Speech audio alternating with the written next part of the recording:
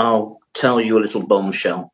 I first started talking, I did an interview with an independent media company called Resistance GB in June before the general election. Yes. And I exposed that the names, the companies involved in the trafficking of children into the UK for paedophilia. We'd given all the names of the people on the ground, the companies, how they're bringing them in, to the UK police, to MI5, to the National Crime Agency.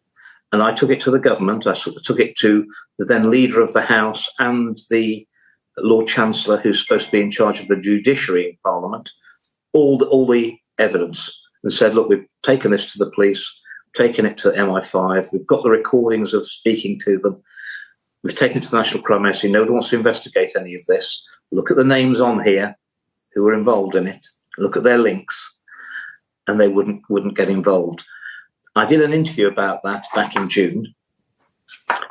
4 weeks later, Leicestershire Police came and picked me up and accused me of paedophilia. That was a warning.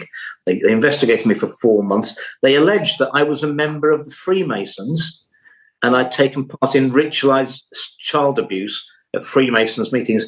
Liz, I've never been a member of the Freemasons. I refused to join them 30 years ago. I've never been a member, never been to a lodge meeting. And they had to drop it all after 4 months. That was my punishment for raising the issue of systemic child abuse in the UK. And I've done it many, many times over my career and exposed numerous people. And that was the warning. That was because everything I was delivering, that evidence was all true. Now, the evidence came from two insiders in Ukraine who were in Ukrainian secret services, and they were collecting the children, mainly from the Donbass. There's 9,000 children from the Donbass who've never been found, disappeared. Wow. These two Ukrainian secret service agents didn't know each other. They both supplied exactly the same information. I gave it to the government and the National Crime Agency.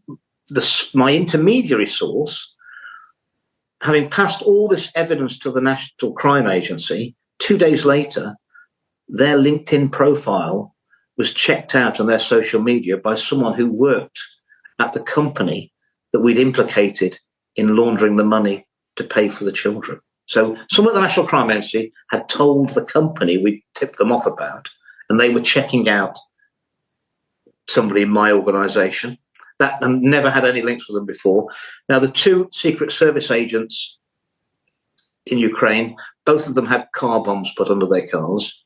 One's dead and one's survived. He's in hiding. And those brave people in Ukraine who were doing the right thing risked their lives to get that information to the British authorities through me, and nobody would do anything.